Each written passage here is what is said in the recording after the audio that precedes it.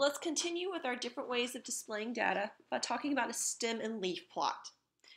Now, a stem and leaf is going to take our number, for instance, 97, and it's going to split it into the leaf, which is the ones place, and then everything that's above the ones place. So in my case, just a 9. So we call this the stem and this the leaf. Now in our class, everything we're going to do is going to be ordered. We want the numbers to be from least to greatest. Without that, they're not that useful. So let's go back to that set of data from Mrs. Jones's class. We're going to make a stem and leaf plot now instead of a dot plot. So I've taken the lowest score, which was 52, and used it to create my stems.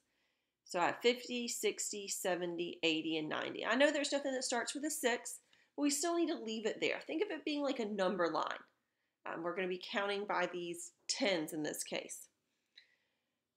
So I had a 52. I had nothing that started with a 60. And then when I did the 70s, again, I'm going to put in order. So I had a 70, a 72, a 72. Just like with the dot plot, put doubles down there. Don't just leave them off. A 73, a 75, a whole bunch of 76s. I had a whole bunch that scored in the 80s, and then some that scored in the 90s. So for instance, this is 97, another 97, another 97, and then a 98. A stem and leaf kind of lets us see the shape of our data based off of these tens. So you can kind of think about looking at it sideways. We have a whole bunch of 80s. So that's where our mean and median are going to be living. It is important that you put a key down at the bottom so you can tell us what these mean. It's like having the number line and the dot plot. So you have to say that this 5 and then that 2, that means a 52, and these are grades. So that's what we're measuring here. We can also have what are called back-to-back stem and leaf plots. So these are going to compare two sets of data. So here I've got some scores based off of the old curriculum and then our new curriculum that we're using here. And these are a little bit harder to read.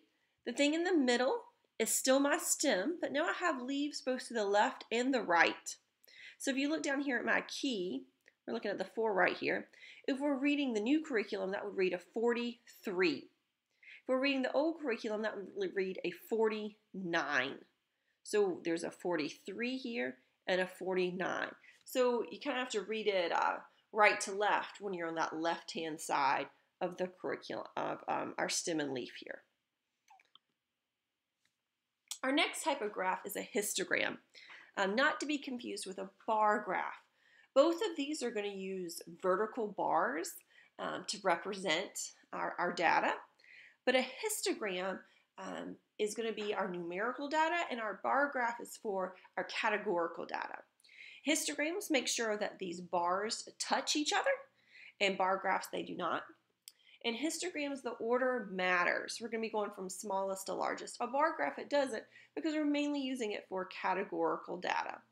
Like I said, they're both going to be using these vertical bars. So we need to make sure that everything's even. We need a number line there that's going to count by the same like skip count. And we will make sure that our bars should be roughly even. We don't need a skinny bar and then a wide bar. So to draw a histogram, I have the presidents and the age of their deaths.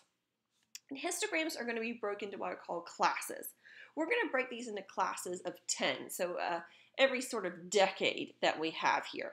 And I'm just going to count out how many presidents, for instance, died in their 40s, and then how many died in their 50s, their 60s, their 70s, their 80s, and their 90s. And that's going to give me this histogram right here. So there were 2 presidents that died in their 40s. There were 12 presidents that died in their 60s. The frequency, or how many, are shown by the height. We've got it over here. And I have to make sure this is a uniform scale. 1, 2, 3, 4. Don't just use the numbers that I need. Down here on the horizontal, these are my classes. Look, I've told you that those are years. This represents 60 years old. Over here on the vertical, it's always going to be our frequency every single time. And my bars are touching. And they're all of uniform width. That means they're all about the same width when I drew them out.